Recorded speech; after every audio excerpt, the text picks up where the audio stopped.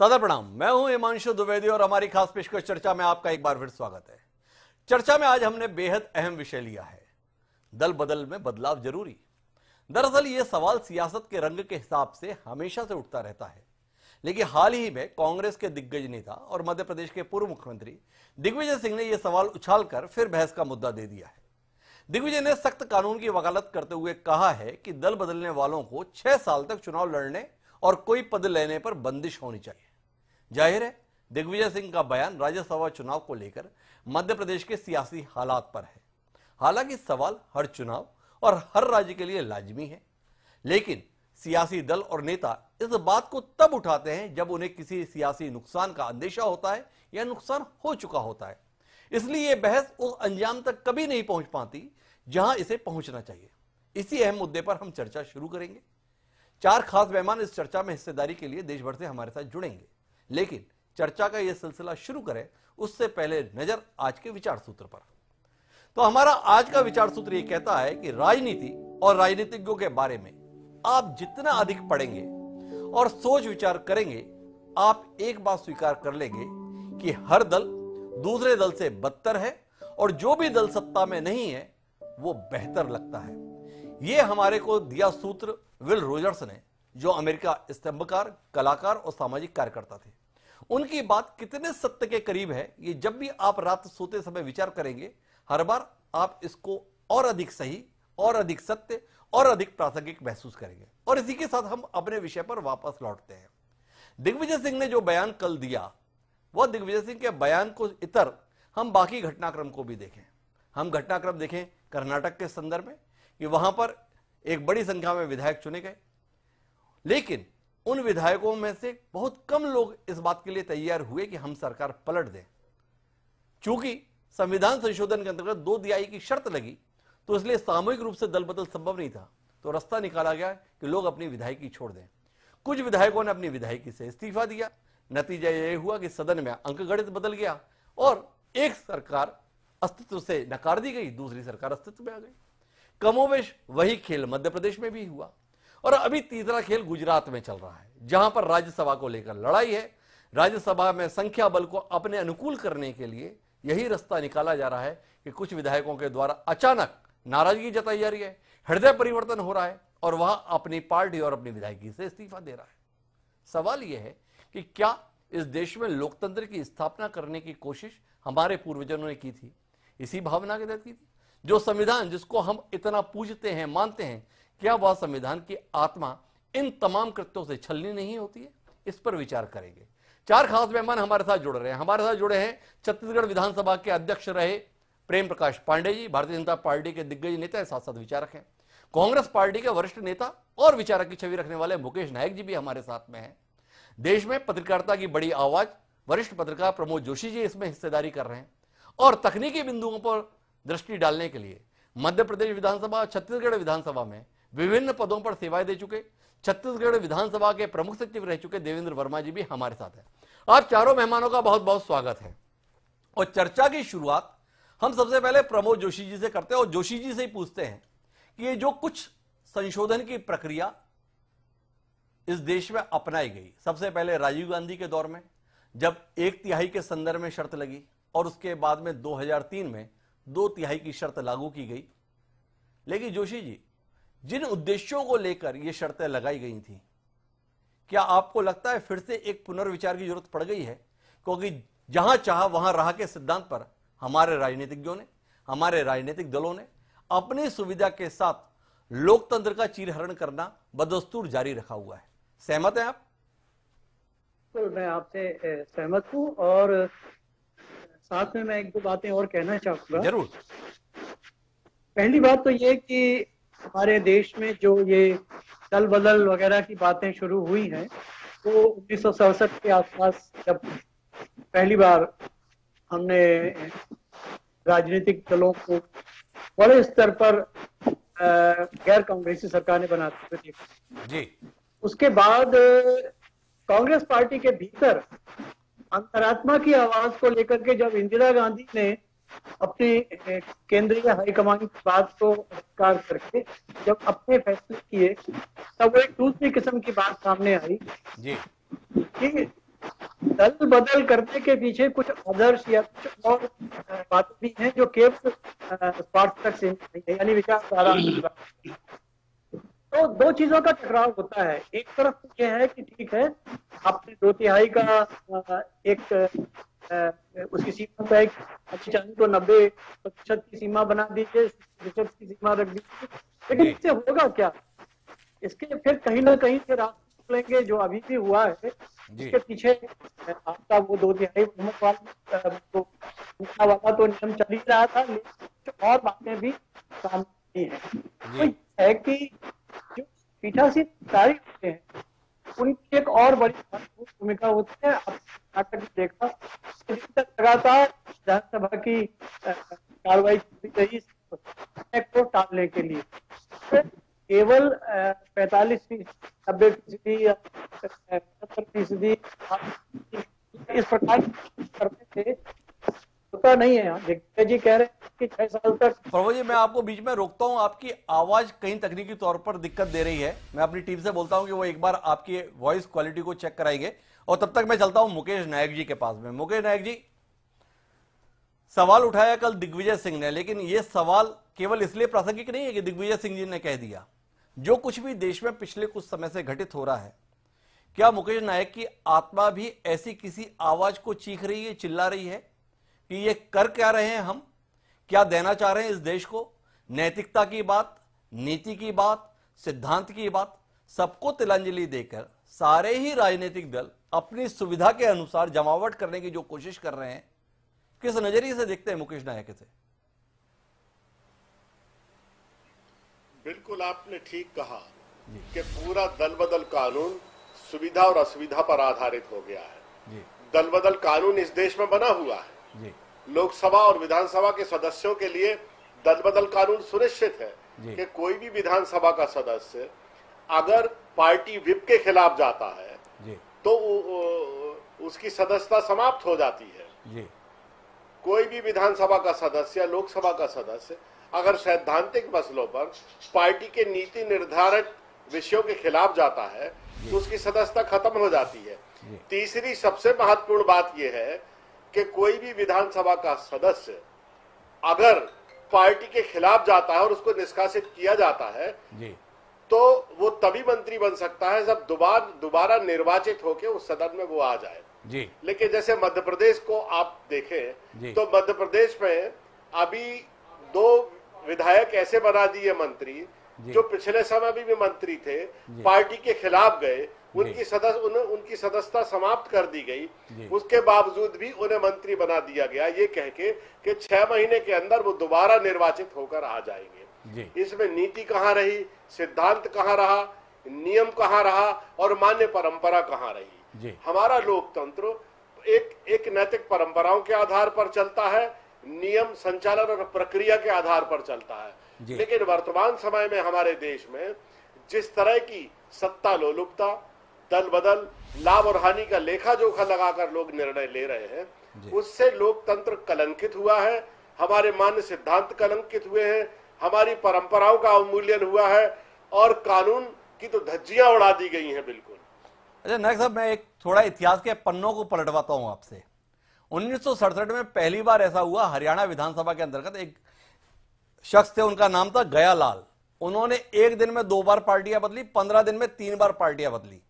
लोग जैसे कपड़े बदलते वैसे उन्होंने पार्टियां बदल दी। 1967 में यह घटना घटित हुई। 1985 में पहली बार दल बदल के संदर्भ में राजीव गांधी के दौर में कानून लाया गया, 1/3 की शर्त लगी, पर बाद में यह अनुभव किया गया कि यह शर्त भी प्रभावी नहीं है। एक संशोधन लाया गया, 18 साल उसके बाद भी लगे 2003 में, जिसमें 2/3 के संदर्भ में प्रावधान किए गए, कुछ और शर्तें डाली गई। पर पिछले कुछ दिनों से एक नया रास्ता निकाला गया कि हम चूंकि इतनी बड़ी संख्या में तो दल बदल नहीं करा सकते, तो अपनी सुविधाजनक आंकड़ा जुटाने के लिए एक काम किया जाए कि कुछ विधायकों के इस्तीफे करा दे, वो फिर चुनाव में चले जाएं, फिर चुनकर आ जाएं और कुल मिलाकर हम अपने अनुसार बहुमत का जुगाड़ कर लें। 17 साल हो चुके हैं आखिरी संशोधन को। क्या आपको लगता है 18वां साल उचित समय है? 18 साल के अंतराल हमारे पास पहले रहे हैं कि एक संशोधन और लाया जाए। और दिग्विजय सिंह जी ने जो ये बात कही है कि जो कोई भी अगर इस तरीके से जनमत के साथ में खिलवाड़ करता है तो उसके चुनाव लड़ने पर 6 साल की पाबंदी होनी चाहिए, क्योंकि आपने जनता का भरोसा लिया था, जनता ने आपकी पार्टी के साथ आपके प्रति विश्वास जताया था, और आप अपनी सुविधा के अनुसार, अपने समीकरण के अनुसार ये फैसले करके पूरे के पूरे जनबल को, धनबल को, बाहुबल को न्योता दे रहे हैं। तो इस संदर्भ में ऐसे कठोर प्रावधानों को शामिल करना चाहिए। आप सहमत हैं दिग्विजय सिंह के इस सुझाव से? बिल्कुल। अगर दल बदल कानून के अंतर्गत अगर इस प्रावधान को शामिल किया जाता है कि जो सदस्य जिस पार्टी से चुनकर आया है, अगर उसके विप के खिलाफ जाता है या उसके नीति निर्धारित मानदंडों के खिलाफ जाता है, तो न केवल उसकी सदस्यता समाप्त की जाए, बल्कि अगले 6 वर्षों तक चुनाव लड़ने की उसकी पात्रता समाप्त की जाए। पहले ही इस क्लॉज को दल बदल विधेयक में अगर शामिल कर लेते तो इस तरह की विषम परिस्थितियां निर्मित नहीं होती। लेकिन दूसरा टेक्निकल तरीका निकाल लिया जाता है। जैसे मध्य प्रदेश में अनेक विधायक ऐसे हैं जो विप के खिलाफ गए, उन्होंने मतदान खिलाफ में डाला या अनुपस्थित हो गए, तो अस्त्र के रूप में विधानसभा अध्यक्ष को इस्तेमाल किया जाता है और 5 साल तक उनकी सदस्यता खत्म की जाए या नहीं की जाए, इस प्रश्न पर कोई निर्णय ही विधानसभा का अध्यक्ष नहीं करता है और उनका पूरा कार्यकाल पूरा हो जाता है। यह भी एक महत्वपूर्ण बिंदु की और मुकेश नायक जी ध्यान आकर्षित करा रहे हैं। हमारे साथ में छत्तीसगढ़ विधानसभा के अध्यक्ष रहे प्रेम प्रकाश पांडे जी हैं, शुचिता की राजनीति के संदर्भ में आग्रही हैं। उनसे 2 सवाल हैं मेरे। बड़ी उम्मीदें रही हैं भारतीय जनता पार्टी से प्रेम प्रकाश जी, क्योंकि नीति की, नैतिकता की, सिद्धांत की पिछले 3 दशक में सबसे ज्यादा बात जो पार्टी करती थी वो भारतीय जनता पार्टी थी। पर पिछले कुछ दौर में देखने में आ रहा है कि ना नीति चाहिए, ना नियत चाहिए, ना सिद्धांत चाहिए, चाहिए तो केवल सीट चाहिए, सत्ता चाहिए, कुर्सी चाहिए। ये कमोबेश आपकी पार्टी की पहचान होती दिख रही है। आपको लगता है निजी तौर पर कि दल बदल कानून में संशोधन की जरूरत है, क्योंकि यह संशोधन आपकी इस चाहक में अवरोध बनता है? देखिए, जहां तक चर्चा जिस आधार पे आपने शुरू की, जिस व्यक्ति के कहने पे शुरू किया है कि उन्होंने मांग किया है जी, पहले तो उनने क्या क्या किया है ये सबको मालूम है जी। हम लोग भी उस समय थे सरकार में।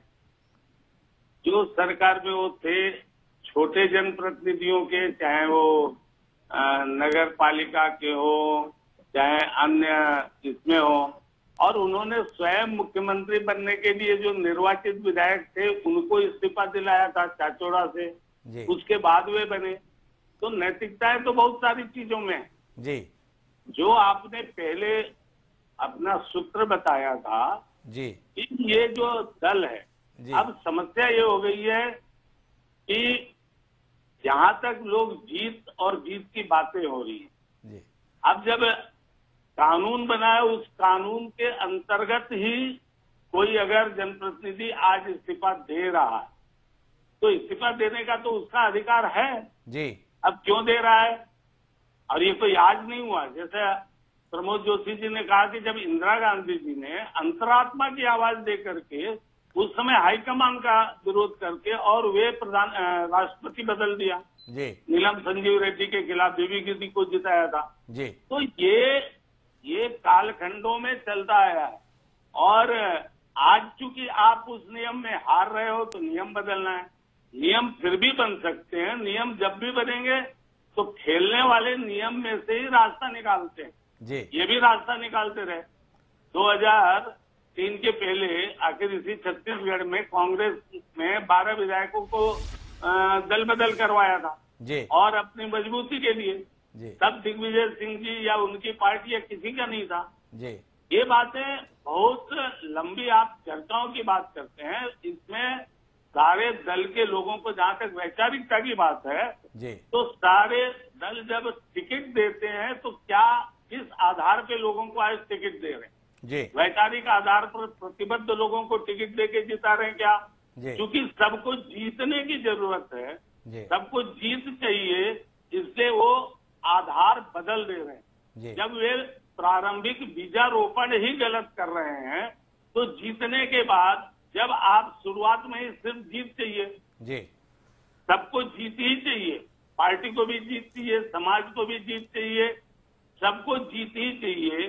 तो जब जीत ही चाहिए तो जीत के लिए जो रास्ते निकल रहे हैं उसमें से सब निकाल रहे हैं। आज आपका रास्ता फेल हो गया है। आखिर ये बताइए, कर्नाटक की बात आपने कही, कर्नाटक में छोटे दल के पीछे बड़ा दल कैसे खड़ा हो गया? जी।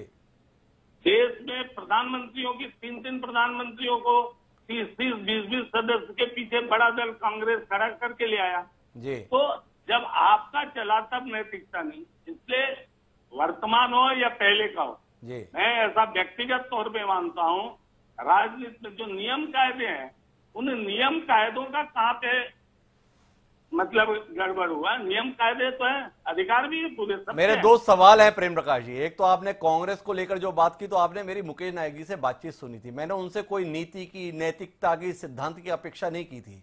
ये सारी अपेक्षाएं 70 के दशक में ही खत्म हो चुकी कांग्रेस पार्टी के संदर्भ में।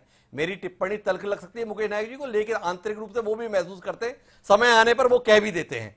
लेकिन भारतीय जनता पार्टी तो लगातार इसकी चर्चा करती रहती है, दम ठोक के बोलती रहती है। इसलिए आपसे सवाल था, आपने मान लिया कि हम भी इसी रास्ते पे आ गए, तो ये सवाल आपसे भी पूछना बंद कर देते हैं। एक, लेकिन आपसे सवाल इस बात का है मेरा दूसरा प्रेम प्रकाश जी, कि जीत पहले भी चाहिए थी, तब भी 1985 में इसी देश के राजनीतिज्ञों ने, इसी देश के राजनीतिक दलों ने एक कानून लेकर आए, दल बदल के संदर्भ में कोशिश की कि हम इस पर रोक लगा पाए। 2003 में भी इस देश के ही राजनीतिक दलों ने कोशिश की कि हम रोक लगा पाए। अब जब यह देखा जा रहा है कि इसके बावजूद भी नहीं रुक रहा है, तो क्या एक और संशोधन की, जैसे पहले 52वां संशोधन विधेयक आया था, फिर 91वां संशोधन विधेयक आया था, क्या आप जैसा बुद्धिजीवी, विचारवान राजनीतिज्ञ इस बात से इत्तेफाक नहीं रखता है कि एक और संशोधन लाए जाने की जरूरत है, ताकि ये जो चोर दरवाजे निकाले गए हैं इन पर कम से कम हम अब बंदिश लगा पाए? क्या आप इसकी जरूरत महसूस नहीं कर रहे हैं? देखिए, मैंने पहले ही कहा कि आप कानून के माध्यम से जो चीज चाहते हैं उस कानून में से हमेशा रास्ता निकलते रहेगा जी। आज भी बहुत सारे चुनाव आयोग, उसके निर्देश हैं, उनके सारे चीजें हैं, व्यवहार में क्या क्या होता है आप अच्छे से जानते हैं। बहुत सारी चीजों को हम लोग यहाँ नहीं कह सकते जी, ये सत्य आप भी जानते हैं जी। लेकिन मैं इसलिए कह रहा हूं कि कानून से अच्छा ये सारे राजनीतिक दल, समाज, सबको सोचना पड़ेगा कि आप किसको चुन रहे हो, कैसे चुन रहे हो। आखिर लोकतंत्र में जनता सबसे महत्वपूर्ण है। आखिर जो लोग ऐसे करके जाते हैं, जनता अगर उनको चुन के भेजती है तो फिर आप क्या करेंगे? क्योंकि ये देश जो है ये बहु आयामी तरीके से है, बहुभाषी है, बहु समाज में अलग अलग उसके मल्टी डायमेंशंस हैं और अलग अलग जगह पे लोग वैसे जाकर के जीतते हैं। और जीतने वाले को आप लोकतंत्र में क्या कहेंगे? जनता ने वोट दिया है। आखिर झारखंड के मुख्यमंत्री को जीता, आपने देखा भ्रष्टाचार के मामले में भी वो थे। तो बहुत सारे ऐसी चीजें हैं। तो अल्टीमेटली इस पार्लियामेंट्री डेमोक्रेसी का जो आधार है वो आधार मतदाता है। मतदाता कितना और आगे जा करके ये एक साइमल्टेनियसली जो प्रोसेस होगा कि राजनीतिक दल और मतदाता दोनों उन चीजों को अपने अपने कार्यों और आचरण से ऊपर उठाए ताकि ऐसी नौबतें ना आए। लेकिन जहां तक कानून की बात है, कानून समय समय पर बनता रहा है, आगे भी बन सकता है, हम इससे इनकार नहीं कर रहे हैं। लेकिन कानून बन ही जाएगा तो उसमें से फिर कोई रास्ता नहीं निकलेगा, इस बात से भी आज इनकार नहीं किया जा। तो कुल मिलाकर प्रेम प्रकाश जी, अभी मौजूदा परिस्थितियों में दम ठोक के ये कहने की स्थिति नहीं कि हाँ ये सुधार होना चाहिए। देवेंद्र वर्मा जी हमारे साथ में। देवेंद्र वर्मा जी, आपसे ही मेरा सीधा सवाल है कि जो 2 संशोधन आए थे संविधान के अंतर्गत, इसके बावजूद भी ये जो रास्ता निकाला गया है, क्या इसमें डिस्क्वालीफाई करने का कोई रास्ता नहीं? क्योंकि ये जो विधायक इस्तीफे दे रहे हैं, चाहे गुजरात में अभी आप झड़ी देख रहे हैं कांग्रेस के विधायकों की, स्पष्ट है कि राज्यसभा चुनाव के लिए जो एक अंकगढ़ी जुटाना है उस दिशा में कोशिश चल रही है। मध्य प्रदेश में जो इस्तीफे हुए हैं, क्या मौजूदा प्रावधानों में यह गुंजाइश नहीं निकलती है कि हम इनके आगे चुनाव लड़ने पर प्रतिबंध लगा पाए?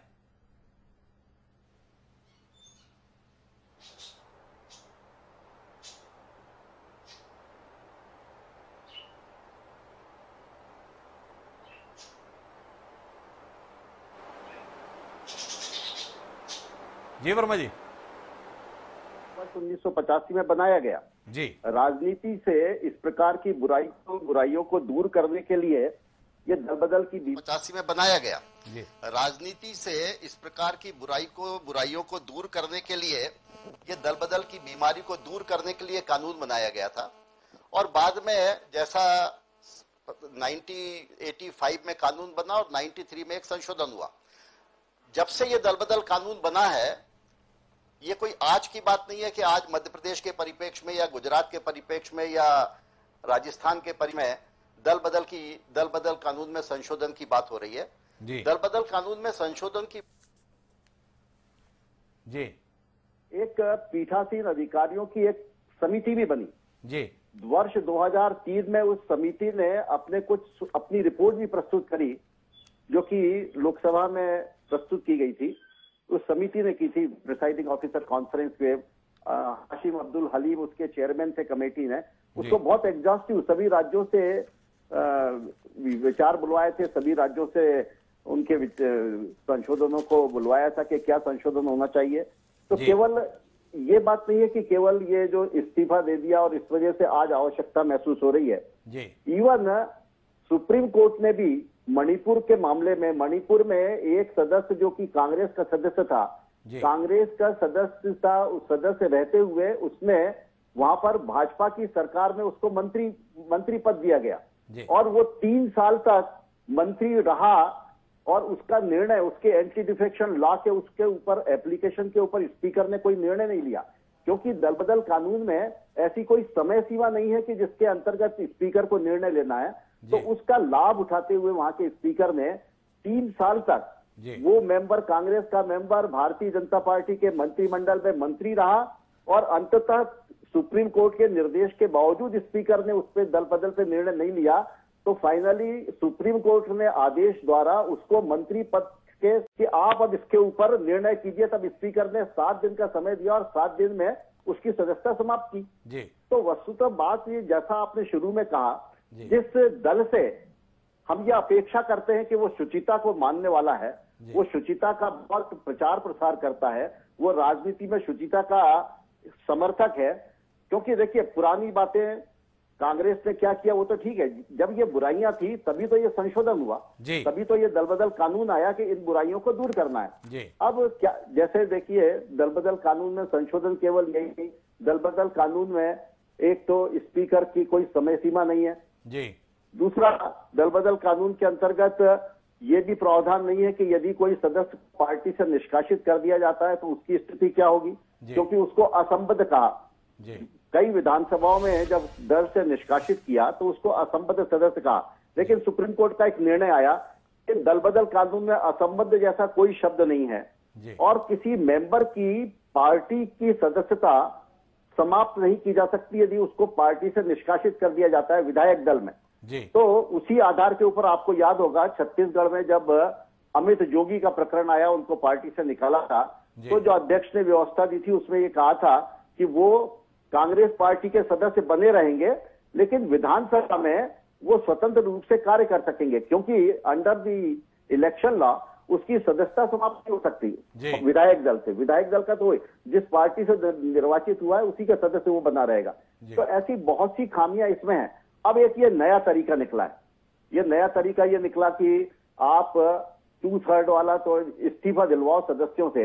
ये जो इस्तीफा वाली जो प्रक्रिया अभी चालू हुई है, जो गुजरात, कर्नाटक से चालू हुई, गोवा में गई, मणिपुर में गई, मध्य प्रदेश में आई, ये इससे बड़ी बुराई मैं समझता हूं कि राजनीति में कुछ नहीं हो सकती कि आप जनमत का तिरस्कार कर रहे हो, आप जनमत को धोखा दे रहे हो। उस जनता ने जिसको निर्वाचित किया है, मध्य प्रदेश के संदर्भ में बात करूंगा, यदि यहां पर 165 से 105 पे भाजपा को कर दिया और 65 से 114 पे यदि कांग्रेस को कर दिया तो ये जनता चाहती थी। उस जनता के साथ में ये सरासर धोखा है, ऐसा नहीं होना चाहिए। क्योंकि अच्छा, अब जैसा आपने भी कहा, हम भारतीय जनता पार्टी से शुचिता की बहुत अपेक्षा करते हैं और यदि वही दल ऐसा करेगा जो सब जगह है, ठीक है, जनता का चुनाव कैसे, तो मेरे ख्याल से इलेक्शन लॉ में भी, अब मैंने, आपको ख्याल होगा, मैंने एक राइटअप भी लिखा था कि मध्य प्रदेश की में जो कांग्रेस, जो भाजपा की सरकार है,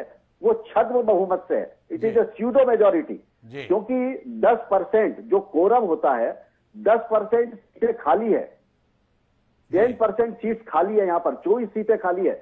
इतनी अधिक सीटें रिक्त होने के ऊपर कैसे कोई बहुमत का निर्णय हो सकता है? क्योंकि ये तो कोरम जितनी संख्या है, तो कोरम जितनी संख्या, तो इलेक्शन लॉ में भी संशोधन होना चाहिए कि यदि कभी ऐसी स्थिति हो कि फ्लोर टेस्ट हो और यदि 10% या जो भी परसेंटेज तय किया जाए, इतनी सीटें यदि खाली है तो फ्लोर टेस्ट नहीं हो सकता। ऐसे में तो ये राजनीति, ये हमारी पूरी व्यवस्था चरमरा गई है। हाल के दिनों में, पिछले 6-8 महीनों में, पिछले 1 वर्ष में पूरी राजनीतिक व्यवस्था चरमरा गई है। वर्मा जी ने कई सारे पहलू दिए हैं जिसके अंदर वो महसूस कर रहे हैं कि कई सारे संशोधनों की जरूरत है। हम एक बार फिर प्रमोद जोशी जी की ओर रुख करते हैं। प्रमोद जोशी जी से हमारा उस समय बातचीत ठीक से नहीं हो पा रही थी तकनीकी कारणों से। जोशी साहब, आपसे जानने का विषय है, ये जो गुजरात के अंतर्गत या जहां पर भी राज्यसभा में अपना गणित बनाने की कोशिशें हैं, क्या आपको नहीं लगता है कि ये भी इस देश के लोकतंत्र के साथ एक मजाक है?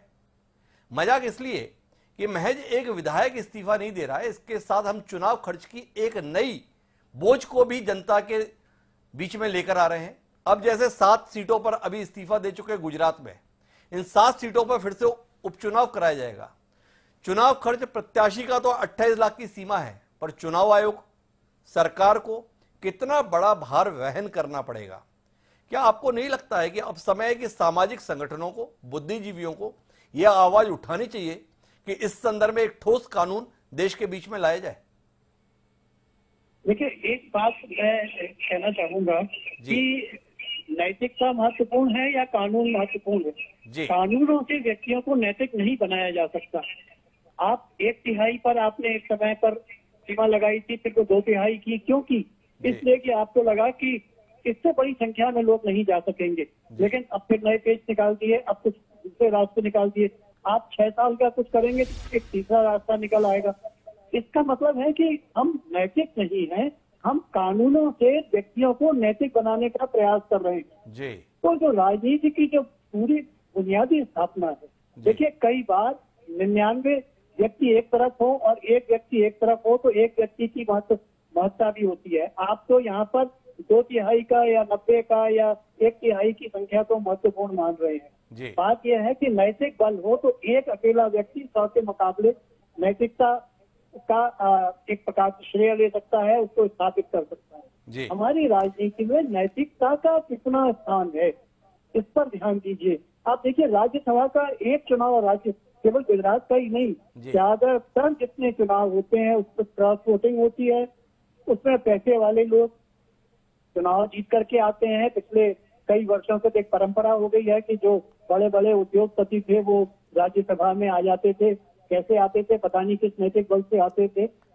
तो हमारी जो नैतिकता की आप बात कर रहे हैं, जो ये लोगों से उम्मीद करते हैं कि वो नैतिक होकर के विचार करेंगे, हमारी राजनीति को शायद राजनीति ने नैतिकता को तिलांजलि दे दी है, जबकि हम राजनीति का जो बुनियादी तत्व ही नैतिकता मानते हैं। आप बताइए, पीवी नरसिंह राव की सरकार लगातार अल्पसंख्यक थी और मतलब काम कर दिया उसने पूरा। कैसे कर दिया? या तो नैतिक बल था या कोई और बल था।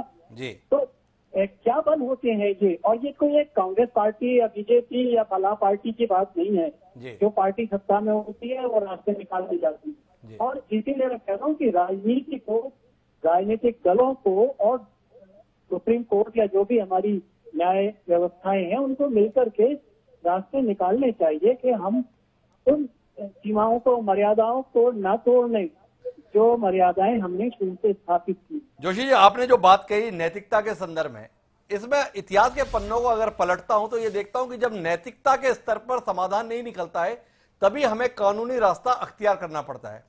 उदाहरण के लिए अमेरिका में जॉर्ज वॉशिंगटन जब पहली बार राष्ट्रपति बने तो 2 बार का कार्यकाल पूरा करने के बाद उन्होंने नैतिक रूप से तीसरा कार्यकाल लेने से मना कर दिया। उनका यह मानना था कि एक राष्ट्रपति के तौर पर एक व्यक्ति को 2 बार से ज्यादा कार्यकाल नहीं लेना चाहिए। 1798 में उन्होंने पद छोड़ दिया। बाद में यह परंपरा लगातार उनके उत्तराधिकारियों द्वारा निभाई गई। लेकिन जब फ्रैंकलिन डी रूजवेल्ट राष्ट्रपति बने 1930 के दशक में, तो उन्होंने लगातार 4 बार राष्ट्रपति का चुनाव लड़ा और जीता। रूजवेल्ट के निधन के साथ ही फिर अमेरिका ने यह तय किया कि इसे कानून बना लिया जाए क्योंकि नैतिक रूप से एक व्यक्ति ने इसका उल्लंघन कर दिया। ये हमारे साथ इतिहास के पन्नों में दर्ज है। तो वो जो बात हम नैतिकता की कर रहे हैं, कांग्रेस से उम्मीद पहले छोड़ चुके थे, भाजपा से उम्मीदें हमारी अब टूट रही हैं। ये देवेंद्र वर्मा जी भी कह रहे हैं, आप भी कह रहे हैं, प्रेम प्रकाश जी भी अप्रत्यक्ष रूप से कह रहे हैं। तो क्या आपको नहीं लगता है कि अब इस देश के जनमानस को, इस देश के बुद्धिजीवी वर्ग को, आम जनता को यह आवाज बुलंद करने की जरूरत है कि हमें एक और संशोधन की जरूरत है जिसमें ऐसे दल बदलुओं को कम से कम 6 साल के लिए रोका जाए। एक दूसरा जो बिंदु उठाया मुकेश नायक जी ने और देवेंद्र वर्मा जी ने कि विधानसभा अध्यक्षों को बाध्य किया जाए एक नियत सीमा के अंदर फैसला देने के लिए, ना कि विधानसभा का कार्यकाल पूरा करने की वो प्रतीक्षा करें और उनके संदर्भ में अपीलें लंबित रहें। क्या आप इसकी जरूरत बतौर बुद्धिजीवी, बतौर वरिष्ठ पत्रकार महसूस नहीं कर रहे हैं? नहीं, बिल्कुल। ये आपकी बात जो एक 18 साल वाला आप कह रहे हैं, तो ये एक सीधा 18 की जो वर्ष की पूरा होने के पहले इसको अगर इस चक्र को अभी अगर पूरा कर लिया जाए तो एक अच्छा ही रास्ता निकलेगा, क्योंकि आखिरकार कुछ न कुछ तो हमें कानूनी व्यवस्था करनी होगी। हम खाली नैतिकता कह करके व्यवस्था को तो नहीं चला पाएंगे। हाँ, ये जरूर है कि हमारी व्यवस्था में, देखिए, सुप्रीम कोर्ट का हस्तक्षेप पहले नहीं होता था जी, लेकिन ये हस्तक्षेप होने लगा क्योंकि पीठासीन अधिकारियों की भूमिका इस मामले में महत्वपूर्ण हो गई। और पीठासीन अधिकारियों ने भी अपने उत्तर प्रदेश में, मुझे याद पड़ता है कि बहुजन समाज पार्टी, मुलायम सिंह की सरकार थी, बहुजन समाज पार्टी टूट गई और वो पूरा कार्यकाल पूरा हो गया और वो अलग एक असंबद्ध समूह के रूप में रह गया, जैसे कि आपने देखा कई राज्यों में होता रहा। तो ये चीज क्या ऐसी है, कोई और स्थितियां आप ज्यादातर राज्यों में देखेंगे तो ना होने पाए, तो इसमें हमारे कानूनविदों की और हमारे जो भी राजनीतिक दलों के, इसमें आम सहमति की जरूरत है। मतलब जैसे महत्वपूर्ण दल हैं वो बैठ करके बात करें कि इस चीज का हम उल्लंघन नहीं करेंगे। अब अगर हम करें और उसके बाद उसमें से एक नया पेज निकाल लें, जैसे कि इन दिनों निकला हुआ है जो कर्नाटक से निकल करके आया है और मध्य प्रदेश में लागू हुआ है और आगे शायद कई और राज्यों में अगर हम उसमें कुछ फेरबदल नहीं कर पाए तो होगा जी। नैतिकता खाली अकेले कोई चीज नहीं है। तो जोशी जी भी नतीजे में पहुंच जाएगी, नैतिकता से तो बात नहीं बनेगी, कानूनी तौर पर प्रावधान खोजने पड़ेंगे। मुकेश नायक जी के पास में वापस लौटते हैं। नायक साहब, कुछ पहलू दिए देवेंद्र वर्मा जी ने, आपका अपना संसदीय अनुभव है बहुत लंबा, क्या सुधारों की जरूरत आप महसूस कर रहे हैं? कुछ सुझाव दिग्विजय सिंह ने दिए। इस कार्यक्रम के माध्यम से आपके जहन में कौन कौन से ऐसे पहलू हैं जो आपको लगता है कि इन पे अब संशोधन की जरूरत आन पड़ी है, कड़े फैसले लेने की जरूरत है और इसमें निर्णय लेना ही चाहिए?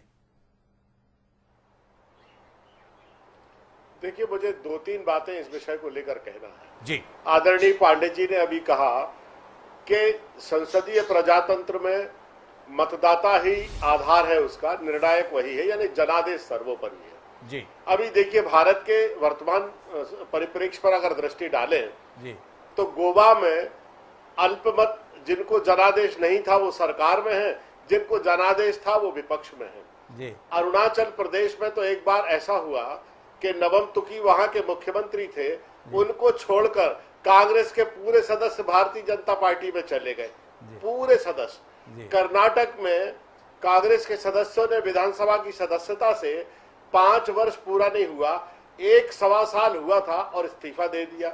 मध्य प्रदेश में कांग्रेस के 22 सदस्यों ने जो 5 साल के लिए चुनकर आए थे, 1.5 साल में उन्होंने इस्तीफा दे दिया। ये सरकारों को गिराने का, लाभ और हानि का लेखा जोखा लगाकर वर्चस्व की राजनीति का एक ताजा उदाहरण है। एक टेक्निकल तरीका है कि इस्तीफा दे दो तो वर्तमान सरकार अल्पमत में आ जाएगी। अभी आदरणीय पांडे जी ने इंदिरा जी का एक उदाहरण दिया कि बीबी गिरी जब और नीलम संजीव रेड्डी जब चुनाव लड़ रहे थे तो उन्होंने कह दिया कि आत्मा की आवाज पर चुनाव वोट डाल दो। वर्तमान में भी राष्ट्रपति और उपराष्ट्रपति के चुनाव में अगर कोई विधायक या सांसद विप के खिलाफ जाए, पार्टी विप के खिलाफ, तो उस पर दल विरोधी कानून लागू नहीं होता। इसलिए, और तीसरी बात जो विधानसभा अध्यक्ष को लेकर हम लोगों ने कही थी कि संसदीय नियम, संचालन और प्रक्रिया में ये स्पष्ट है कि इन विषम परिस्थितियों में अध्यक्ष को क्या निर्णय लेना है, लेकिन विधानसभा अध्यक्ष और लोकसभा अध्यक्ष को सदन के अंदर अपरिमित अधिकार होने के कारण वो इनमें इन निर्णयों में विलंब कर देते हैं, जिस पर कोई उंगली नहीं उठा सकता, क्योंकि विधानसभा अध्यक्ष और लोकसभा अध्यक्ष को सदन के अंदर अपरिमित अधिकार प्राप्त है।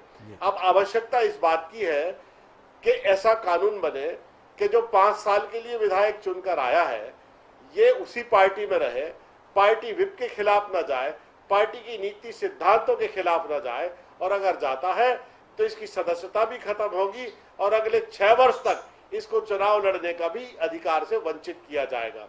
अगर ये बिल्कुल क्लियर हो कानून में तो निश्चित रूप से जो आज भारत में आया राम गया राम, जो भारत में आज खरीद फरोख्त और जो भारत में आज राजनीतिक दल केवल चुनाव और हारने और जीतने के कारखानों में तब्दील हो गए हैं, इसके भीतर जो नीति सिद्धांत, जीवन मूल्य और मान्य परंपराओं का ह्रास हो रहा है, इसको हम जब कानून की क्लैरिटी से ही रोक सकते हैं, दूसरा कोई उपाय अब दिखाई नहीं देता। एक और बात आपसे समझने चाहता हूं नायक साहब, अब तक 5 दशक 6 दशक की जो राजनीति थी उसमें इन विधायकों की खरीद फरोख्त, विधायकों का दल बदल, हृदय परिवर्तन अमूमन राज्य सरकारों के संदर्भ में या देश की सरकार के संदर्भ में देखने मिलता था।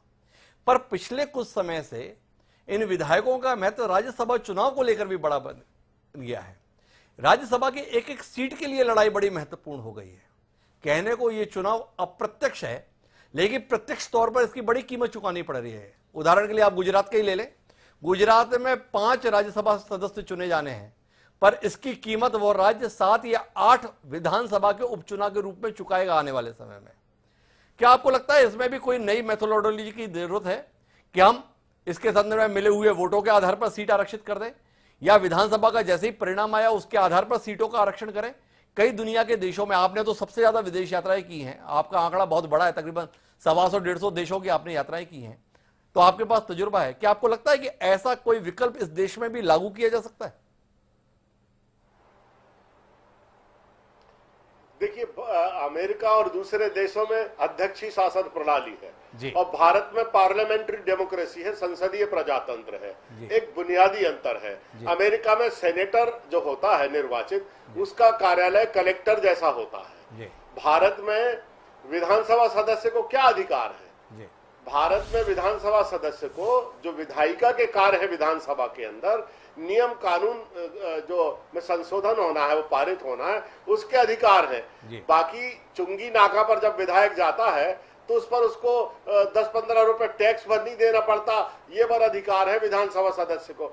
जब तक हम रिफॉर्म नहीं करेंगे, प्रशासनिक रिफॉर्म नहीं करेंगे, हम जब तक न्यायपालिका का रिफॉर्म नहीं करेंगे, देखिए सबसे ज्यादा डिमांड में है भारत में एडमिनिस्ट्रेटिव रिफॉर्म और और जो है कानूनी रिफॉर्म, जुडिशियल का रिफॉर्म। आप देखिए, अंग्रेजों ने हमारे देश में कलेक्टर बनाया, लेकिन अपने देश में नहीं बनाया।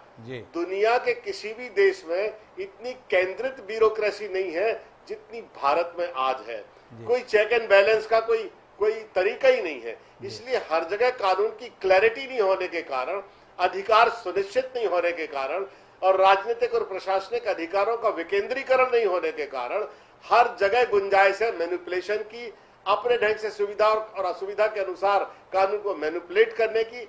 इसलिए सबसे ज्यादा जरूरी है कि जो भी रिफॉर्म आए उसके कानून की क्लैरिटी बिल्कुल क्रिस्टल क्लियर हो कि अगर आपने ये किया तो ये होगा और आपने ये किया तो ये होगा। जी, बड़ी महत्वपूर्ण बात मुकेश नायक जी ने कही। मैं एक बार फिर प्रेम प्रकाश जी के पास चलता हूं। प्रेम प्रकाश जी, थोड़ा आपसे आग्रह करूंगा कि आपसे अपेक्षा केवल भाजपा नेता के तौर पर नहीं, एक विचारक के तौर पर भी रहती है हमारी। तो इसलिए आपसे मेरा सवाल है कि मौजूदा परिदृश्य के अंतर्गत क्या आपको नहीं लगता है कि विधानसभा के अध्यक्षों के जो अधिकार हैं उनके संदर्भ में कोई स्पष्टता लाने की जरूरत? पहला सवाल। दूसरा ये कि दल बदल के संदर्भ में जिस मतदाता को आप भारतीय लोकतंत्र में सबसे महत्वपूर्ण बता रहे हैं, वो मतदाता जिस दल को देखकर, जिस दल के प्रत्याशी होने के कारण वोट करता है, उसके विश्वास के साथ खिलवाड़ हो रहा है, उसके भरोसे को तोड़ा जा रहा है, उसकी फैसले को नकारा जा रहा है। क्या इन दोनों स्थितियों को लेकर प्रेम प्रकाश पांडे कोई ईमानदार सुझाव देने की स्थिति में है? देखिए, 2-3 बातें मैंने बहुत पहले ही कहा आपके चर्चा के शुरुआत में जी कि आप कानून कितना भी बना सकते हैं जी। आपने जैसे कहा कि जहाँ नैतिकता नहीं होगी वहाँ कानून ही पालन करना पड़ता है, बिल्कुल सही है। नैतिकता, कानून और उसके पालन करने के भावार्थ समाज, चूंकि यहाँ की जो सरकार, जैसा मुकेश नायक जी ने भी कहा कि हम रिप्रेजेंटेटिव गवर्नमेंट बनाते हैं जी। अब रिप्रेजेंटेटिव है तो रिप्रेजेंट, वो जो प्रेजेंट है उसको री करता है जी। रिप्रेजेंट तभी हुआ ना जी। आपको प्रेजेंट को ठीक करना भी होगा जी। तो ये एक साइमल्टेनियसली चलने वाला प्रोसेस है जी। एक चीज को पकड़ के नहीं हो सकता कि रिजाइन दे दिया तो क्यों नहीं दिया। अच्छा, जनप्रतिनिधि जो है आखिर वो जनता के द्वारा चुना जा रहा है, दल का सदस्य के नाते चुनाव दल के चिन्ह पे लड़ना, लेकिन उसका नाम भी रहता है, व्यक्तिगत भी है जी। तो क्या दलों के द्वारा भी जो उन जनप्रतिनिधियों से वादे किए जाते हैं वो क्या पूरे किए जाते हैं जी। इसलिए बहुत सारी चीजें हैं। तब तो आप बहुत सारे बात कर सकते हैं, जैसा आपने एक सुझाव दिया कि क्या फ्रांस टाइप कर ले कि दलों को लोग वोट दे दें और दल जो है ये कर लें। मुकेश नायक जी बोल रहे थे कि डिसेंट्रलाइजेशन ऑफ पावर, आप संविधान के किसी भी कार्य में, चाहे वो एडमिनिस्ट्रेटिव हो, पॉलिटिकल हो, आप देखोगे हर राजनीतिक दल में विकेंद्रीकरण की ही व्यवस्था है जी। लेकिन व्यवहार में क्या दिखता है? इवन देन आपके यहाँ भी दिखेगा, आप जिस न्यूज एडिटर ये सब में है, नीचे से प्रतिनिधि भेजता है, अल्टीमेटली फिर कहां जाकर के होता है। तो व्यवहार, सिद्धांत, कानून जी और उसको आचरण में लाना, ये सारा चीज फिर अल्टीमेट वहीं पे आ जाता है कि जो हमारी जनता है, जो जैसा वो उत्तर देती रहेगी। जैसे पार्लियामेंट में कुछ लोगों को, आपको याद होगा जब सोमनाथ चटर्जी जी थे, उन्होंने किसी कारणों से वहां से निकाला था, डिबार किया, उसमें कुछ सदस्य चुनाव लड़े, जीत गए जी। आपके झारखंड के पूर्व मुख्यमंत्री वो जीत गए जी। तो अब किस चीज को माना जाएगा जी। और रिजाइन देने की जहां तक बात है, अंतरात्मा की बात कहने की बात है, मतलब रिजाइन देने का अधिकार तो उसका है।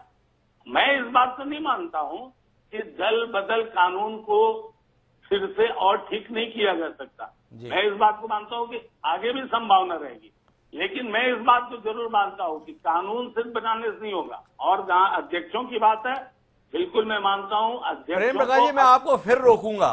ये जो हामी के अंत का रास्ता आप निकाल रहे हैं, बिल्कुल वैसे निकाल रहे हैं जैसे दल बदल कानून में अभी हमारे राजनेता निकालते हैं। हाँ, किया जा सकता है। मेरा सीधा सवाल है, प्रेम प्रकाश पांडे का जो 4 दशक का संसदीय जीवन का अनुभव है और वर्तमान में जो कुछ घटित हो रहा है, क्या प्रेम प्रकाश पांडे एक बुद्धिजीवी के नाते जरूरत महसूस करते हैं कि जो दल बदल कानून 2003 में बनाया गया, अब उसमें संशोधन का समय आ गया है? सवाल बहुत स्पष्ट है, सीधा है, सीधे उत्तर की अपेक्षा है। आप चाहें तो देने से इंकार कर सकते हैं। नहीं, मेरा बात बिल्कुल है कि जो 2003 में भी बनाया गया था, 2003 के पहले 1985 में भी बनाया गया था, उसके पहले तो जो जब बनते गए उसके रास्ते निकलते गए। मैं इस बात से कहीं इनकार नहीं कर रहा हूं। अगर दल बदल कानून बने, अगर सारे राजनीतिक दल सहमत है, बिल्कुल बन जाए, कोई दिक्कत नहीं। आप रिजाइन की जगह पे आप 6 साल वाला रोक दोगे, 6 साल वाला कर दीजिए, उसके फिर रास्ते निकल जाएंगे। मैंने इसलिए कहा कि कानून मात्र भर नहीं, और कानून की चूंकि आज जिस व्यक्ति ने चर्चा किया है उसके आधार पे कानून बनाने की बात होगी और अंक गणित गड़बड़ा रहा है इसलिए गड़बड़ होगी, तो मैं समझता हूं कि अभी भी राजनीतिक ईमानदारी नहीं है। राजनीतिक ईमानदारी होने के लिए जरूरी है कि सारे राजनीतिक दलों को अपने अपने अंदर पहले उन चीजों को झांक करके देखना होगा। आप हारते हो तो ठीक है, अच्छा आप बताओ, एक साथ ज्वाइन होकर के जो लोग महाराष्ट्र में चुनाव लड़े और वो वहां पर जनता से वोट लेकर के आए, उसके बाद चले गए, उसके साथ सरकार में हो, तो वहां पे आपका लोकतंत्र और अंतरात्मा नहीं जा रहा। तो मेरा मुद्दा ये है कि आप सिर्फ इन्हीं आधारों से लोकतंत्र को नहीं कर सकते। दूसरी बात जो आपने अध्यक्षों के बारे में कही है, बिल्कुल मैं चाहता हूं कि उस मामले में जहां पर आप सीमित है, जहां पर कोई भी क्लियर कट नहीं है, जैसे कि दल बदल का कानून के मामले में हो, चाहे इस्तीफा स्वीकार करना नहीं करना, जो विवेकाधीन है, तो बहुत सारे चूंकि विवेकाधीन में उनको सेमी जुडिशरी पावर मिले हुए हैं, तो विवेकाधीन को कितना उसको कोडिफाई किया जाए नहीं किया जाए, ये बहस सारे जगहों पे चलती है। लेकिन अनफॉर्चुनेटली हर आदमी अपने अधिकारों को कम करना नहीं चाहता है जी। तो इसलिए अभी तक वो कोडिफाई नहीं हुआ। तो जब कोडिफाई हो जाएगा तब सारा स्पष्ट हो जाएगा कि भाई इतने दूर के बाद में आपको डिसीजन लेना है। ऐसे गवर्नर्स के पावर के पास है, सबके है कि आप उनके यहाँ फाइल गई है, कब तक आएगी आप नहीं बोल सकते। तो ये बहुत सारी चीजें हैं। इससे आप एक पार्ट को सिर्फ आप चूंकि गुजरात से हो रहे, और क्यों जरूरी है जो आपने कहा कि आज राज्यसभा में ऐसा बन जाना चाहिए फिर कि जिसको लोकसभा में जनता ने वोट दे दिया उसी के अनुसार राज्यसभा में हो जाए, फिर तो ये भी संविधान में संशोधन हो जाए जी। तो फिर दो सभाओं का नहीं होगा।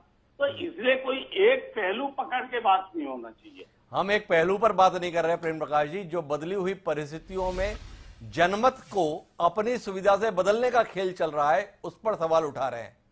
दिक्कत यह कि प्रेम प्रकाश जी सहमत होते हुए भी सहमति व्यक्त नहीं कर पा रहे, ये उनका अपना संकट है मौजूदा परिस्थितियों में। बहरहाल मैं एक बार फिर देवेंद्र वर्मा जी के पास में रुक करता हूं अपनी बातचीत को निष्कर्ष पर पहुंचाने के संदर्भ में।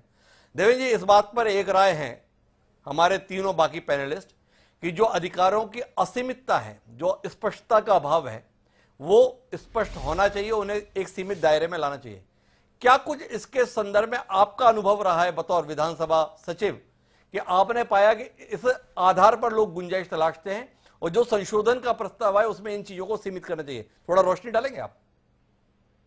देखिए, ये जो दल बदल कानून है, इसमें इसके अंतर्गत जो रूल्स बने हुए हैं to implement the 10th schedule जी, 10वीं अनुसूची को इम्प्लीमेंट करने के लिए जो रूल्स बने हैं, उसमें एक प्रावधान ये भी है कि यदि कोई एंटी डिफेक्शन लॉ के अंतर्गत स्पीकर के पास में कोई एप्लीकेशन आती है तो स्पीकर उसे विशेषाधिकार समिति को संदर्भित करेगा और विशेषाधिकार समिति इसी प्रक्रिया के अंतर्गत उन्हीं नियमों के अंतर्गत अपना प्रतिवेदन स्पीकर को देगी। उसमें 1 महीने की समय सीमा निर्धारित है, लेकिन स्पीकर के लिए ये ऑब्लिगेटरी नहीं है कि वो विशेषाधिकार समिति को संदर्भित ही करेगा, इसलिए स्पीकर उसको अपने पास में रखे रहते हैं और समिति को नहीं सौंपते हैं। मुझे ख्याल है मध्य प्रदेश में जब राजेंद्र प्रसाद शुक्ल स्पीकर थे और आदरणीय मुकेश नायक भी मेंबर थे, उन्हें भी स्मरण होगा, दिलीप भटेरे एक विधायक थे जो भाजपा से बागी होकर निर्दलीय चुनाव लड़े और पश्चात उन्होंने भाजपा ने सुंदरलाल पटवा जी के मंत्रिमंडल में उनको मंत्री बना दिया था। उनके खिलाफ एंटी डिफेक्शन लॉ आया था, तब वो मामला विशेषाधिकार समिति को संदर्भित किया था। विशेषाधिकार समिति ने 1 महीने के अंदर अपना प्रतिवेदन दिया और राजेंद्र प्रसाद शुक्ल ने उसके ऊपर अपना ऑर्डर पास किया और उनकी सदस्यता समाप्त करी। सुप्रीम कोर्ट में भी वो रहा। तो तरीके तो हैं, लेकिन ये जो उनका डिस्क्रिशन रहता है इसको एक्चुअली थोड़ा सा सीमित करना जरूरी है। और दूसरा 1-2 चीजें और मैं आपको कहना चाहूंगा, ये जो इस्तीफा देने वाली बात है, इस्तीफा निश्चित तौर पर ये जनता के साथ में छलावा है।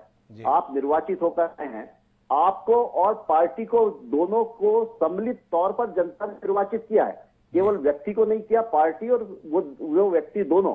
यदि ऐसा व्यक्ति बिना किसी कारण के इस्तीफा देते हैं, जैसे इस मामले में हुआ या दूसरे मामले में हुआ कि इस्तीफा देके फिर से चुनाव लड़े और दूसरी पार्टी में शामिल हो गए और फिर मंत्री पद ले लिया, तो उसके ऊपर रेस्ट्रिक्शन लगना चाहिए कि वो आगामी 10 वर्ष तक किसी दूसरी पार्टी को ज्वाइन नहीं कर सकेंगे। यदि इंडिपेंडेंट लड़ना है तो लड़ लें, लेकिन 10 वर्ष तक दूसरी पार्टी को ज्वाइन नहीं करेंगे। और एक और प्रावधान मैं तो कहूंगा, क्योंकि इस बुराई को यदि बिल्कुल जड़ से समूल नष्ट करना है तो एक और कि जितना खर्चा उसने किया है और पार्टी ने उसके ऊपर चुनाव में जितना खर्चा किया है उसकी वसूली उससे वैसी ही होना चाहिए जैसे कि राजस्व संहिता के अंतर्गत उससे होती है, उसका पूरी राशि की वसूली होना चाहिए, ताकि ऐसे विधायक और उसके सारे पेंशन और सारे बेनिफिट आफ्टर रिटायरमेंट बंद होना चाहिए। लेकिन ये सब इतना बड़ा विषय है, ये आधे घंटे या 1 घंटे की चर्चा में हम इसको पूरा नहीं समेट सकते। बहुत से इसके प्रस्ताव है कि क्या क्या होना चाहिए, क्या क्या नहीं होना चाहिए। मेरे ख्याल से इसके ऊपर एक लेकिन बहुत इस बात पर तो देवेंद्र जी सहमति है आपकी कि हाँ अब समय आ गया है कि इसमें एक और संशोधन लाया जाना चाहिए। लेकिन मैं प्रमोद जी आपके पास में एक और विषय को लेकर आना चाहता हूं। जो बात उठाई प्रेम प्रकाश पांडे जी ने कि भाई ठीक है इन्होंने ये फैसला लिया, लेकिन ये फिर जनता के बीच में जाते हैं, चुनाव जीत जाते हैं, मैदान में फिर से उतर जाते हैं, क्या हम सारी अपेक्षाएं राजनेताओं से ही करें? जनता के स्तर पर भी क्या एक जागरूकता की और फैसले की उम्मीद की जानी चाहिए कि जो लोग ऐसा अवसरवादिता का परिचय दें, जो लोग इस तरीके से खरीद फरोख्त का हिस्सा बने, वो जब मैदान में उतरते हैं और अगर जनता के स्तर पर इन्हें खारिज कर दिया जाएगा, अगर जनता के स्तर पर चुनाव जीत पाने में ये नाकाम रहेंगे, तो जो बात कही प्रेम प्रकाश पांडेय जी की कानून बना के क्या होगा, और आप भी कह रहे थे कि केवल कानून से क्या होगा, जो नैतिकता का अंकुश है वो जनता अगर कड़ाई ले ले, जनता अगर इस संदर्भ में एक फैसला ले ले, तो ये नैतिकता का दबाव बन सकता है। क्या नजरिया है आपका? वो ऑडियो की खराबी की वजह से मैं बहुत सी बात नहीं सुन पाया, लेकिन मैं एक आध बात कहना चाहूंगा कि ये जो भारत में संसदीय राजनीति है, ये राजनीतिक दलों के आधार पर बढ़ रही है। जी, राजनीतिक दल महत्वपूर्ण होते हैं, लेकिन राजनीतिक दल ही महत्वपूर्ण नहीं होते। संसद में हर सदस्य के रूप में होता है। जी, अब हमने जो राजनीतिक दलों के भीतर जो अनुशासन की जो प्रवृत्ति पैदा की है, देखिए दल बदल कानून भारत की विशेषता है। हमने, ठीक है, अमेरिका की व्यवस्था अध्यक्षात्मक है, लेकिन ब्रिटेन से क्या हमने दिया है दल बदल कानून? जी। राजनीतिक नैतिकता हर समाज की अपनी एक अलग होती है, जिसके बारे में हमें अलग से सोचना चाहिए। दूसरा ये कि किसी भी दल के भीतर का अपना अनुशासन, वो भी एक महत्वपूर्ण चीज है। हम राजनीतिक दलों का जो बहुमत या बहुसंख्या, इसका किस प्रकार से प्रयोग करते हैं। हमारे यहाँ एक या दो बड़े राजनीतिक दल हैं, कुछ बहुत छोटे दल हैं जो हमेशा दल बदलने के लिए तैयार रहते हैं। तो ये बातें, आप कितने ही कानून बना लें, नैतिकता की बातें फिर भी आएंगी। ठीक है, ये मैं प्रमोद जी एक बार फिर अपना सवाल दोहराता हूं, शायद आप तक मेरी आवाज पहुंचे। मेरा सवाल ये कि कानून की बात तो जाने दीजिए, जो हम एक नैतिकता के संदर्भ में आग्रह कर रहे हैं, ये जो नेता इस प्रकार का दल बदल करते हैं, जिस प्रकार से अपनी विधायकी से इस्तीफा दे रहे हैं और फिर जनता के बीच में जा रहे हैं, अगर जनता इन लोगों को खारिज कर दे, चुनाव जीत पाने में ऐसी परिस्थितियों में ये नाकाम रहे, जनता अगर इतनी कड़ाई से अपना फैसला सुना दे, तो जो नैतिकता के अंकुश की बात आपने कही थी और प्रेम प्रकाश जी ने कही थी, आपकी बात को मुझे छोटे शब्दों में अगर पूछने, इस बात को क्या कहना, जनता अगर इन नेताओं को खारिज करे, जनता के स्तर पर अगर ये लोग चुनाव में खारिज हों, जो बीच में इस्तीफा देके फिर जनता के बीच में जा रहे हैं, है ही ना जी। अगर आप 6 साल बाद के बजाय अगर तत्काल ही चुनाव में जाए, तो ये भी एक तरीका है। लेकिन आप जानते हैं कि इसकी व्यावहारिकता क्या है। अगर आप मध्य प्रदेश में चुनाव होंगे 24 सीट के, तो वोटर शायद हो सकता है जो साल भर पहले या 7-8 महीने पहले वोट दिया था, उसकी वजह जगह आज कुछ और होगा। हम जनता को भी देखें, वोटर के बारे में भी तो विचार करें, कितना समझदार वोटर है, किस तरीके से वोट करता है। तो हमारा लोकतंत्र मैच्योर हो रहा है, ठीक है, कानून के साथ चलेंगे, पर बहुत सारी चीजों को मैच्योर होने की जरूरत है। बहुत सारी चीजों को मैच्योर होने की जरूरत है। मैं एक बार नायक साहब के पास में चलता हूं, नायक साहब से वो सवाल दोहराता हूं जो सवाल मैंने प्रमोद जोशी जी से किया। आपके लिए थोड़ा अभी मुफीद हो सकता है नायक साहब, क्योंकि आपकी पार्टी के मनोनुकूल मेरा सुझाव हो सकता है, जनता से अपेक्षा आपके लिए मनोनुकूल हो सकती है, पर हम जब नैतिकता की बात कर रहे हैं तो नैतिकता को दलगत आधार पर न देखते हुए पूरे देश के लिए देखा जाए। क्या आपको लगता है कि अगर जनता ये बुद्धिमत्ता का परिचय दे, जनता अगर इस संदर्भ में अपना फैसला दृढ़ता के साथ सुनाए, तो राजनीतिक दलों पर अंकुश लग पाएगा, जिसकी अपेक्षा हमसे प्रमोद जोशी जी कर रहे थे और प्रेम प्रकाश पांडेय जी कर रहे थे? देखिए, अगर जनता जागरूक होती जी, तो इस तरह का दल बदल होता ही नहीं और इस तरह से चुनाव की नौबत नहीं आती जी। ये विधायक जो दोबारा चुनाव में जा रहे हैं, ये जानते हैं कि ये अच्छे भाषण के द्वारा, पैसे के द्वारा, शराब के द्वारा, डंडे के द्वारा 100 प्रकार के छल और कपट अपनाकर ये वो साइजेबल पोर्शन निकाल लेंगे जिसमें ये चुनाव जीत सकते हैं। और इसलिए ये जनता को तो कुछ समझते ही नहीं है। एक बार अगर जनता में मैच्योरिटी आ जाए, एक बार अगर जनता में जागरूकता आ जाए, तो इस तरह के दल बदल कभी होंगे ही नहीं। जी, बड़े महत्वपूर्ण बात कही है मुकेश नायक जी ने कि अगर जनता के स्तर पर परिपक्वता आ जाए, जनता का अगर ऐसा फैसला आ जाए, तो ये नौबत आए नहीं, किसी कानून को बनाने की जरूरत ना पड़े। तो प्रेम प्रकाश जी, आखिरी टिप्पणी के लिए आपके पास हूं, और इस पूरे परिवेश में जिसमें मैं लगातार उम्मीद करता रहा कि आप राजनीतिक दल की सीमाओं से निकलकर अपनी वैचारिक शिष्टता और अपने गंभीर का परिचय देते हुए हमें कुछ कहेंगे, आखिरी मौका है, आपकी तरफ से अंतिम बात पूरे कार्यक्रम के संदर्भ में।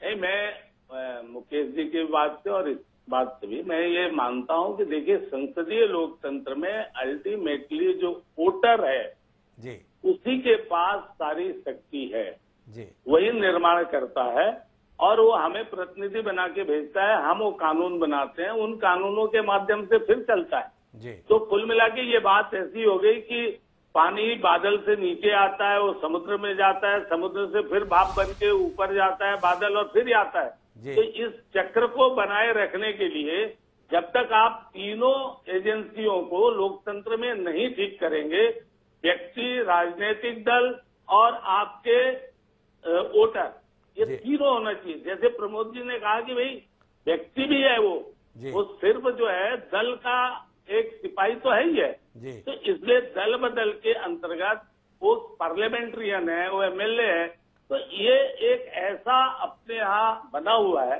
इसलिए किसी भी स्थिति में इंटीग्रेटेड रूप में हमको सोचना होगा, सिर्फ एक पक्ष को पकड़ करके नहीं होगा।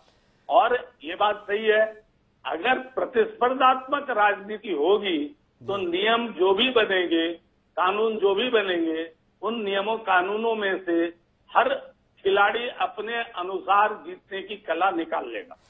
तो ये एक महत्वपूर्ण बात है कि जो जीतने की हसरत है उसमें रास्ते निकालने की कोशिश की जाती रहेगी, लेकिन उनकी कोशिशों के मद्देनजर ये कतई नहीं है कि हम शुचिता के संदर्भ में अपने आग्रह को छोड़ दें, हम अपने राजनीतिक परिवेश को दूषित होने दें, हम अपनी राजनीतिक शुचिता के संदर्भ में कोई उम्मीद रखना छोड़ दें। उम्मीद है आज जो ये बहस हुई है, भले ही दिग्विजय सिंह के द्वारा कल दिए गए प्रस्ताव के कारण है, लेकिन दिग्विजय सिंह ने जो बात उठाई है वो बात नाजायज तो नहीं है। केवल इस आधार पर आप खारिज कर दें कि जब वह मुख्यमंत्री थे तब उन्होंने क्या किया था, उन्होंने जब भी जो किया था, पर आज की तारीख में अगर वह प्रासंगिक है तो उस पर बहस भी होनी चाहिए, उसे नतीजे पर भी पहुंचना चाहिए। उम्मीद है आज की चर्चा में जो कुछ बिंदु निकल के आए हैं, आने वाले समय में किसी नतीजे की शक्ल में इस देश के सामने आएंगे। बहरहाल अब समय है आज की प्रासंगिक पंक्तियों का। ये प्रासंगिक पंक्ति हमें काका हथरसी के द्वारा लिखी हुई मिली है। उसमें यह कहा है कि सत्य और सिद्धांत में क्या रखा है तात, कि सत्य और सिद्धांत में क्या रखा है तात, उधर लुढ़क जाओ जिधर देखो भरी परात, देखो भरी परात अर्थ में रखो निष्ठा, कर्तव्यों से ऊंचे हैं पद और प्रतिष्ठा, जो दल हुआ पुराना उसको बदलो साथी, दल की दलदल में फंसकर मर जाता हाथी। काका हाथरसी ने जो ये व्यंग दिया है, इस पर आज के राजनेताओं को विचार करने की जरूरत है। अगर वह विचार करेंगे तो किसी नतीजे पर भी पहुंचेंगे। आप चारों मेहमानों का बहुत बहुत धन्यवाद हमारी इस चर्चा को सार्थक बनाने के लिए। उम्मीद है इस चर्चा के निष्कर्ष देश को दिशा देने में कभी ना कभी कारगर सिद्ध होंगे। आज के लिए इस बातचीत में इतना ही, कल फिर मिलेंगे नए विषय के साथ। मुझे दीजिए इजाजत, सदा प्रणाम।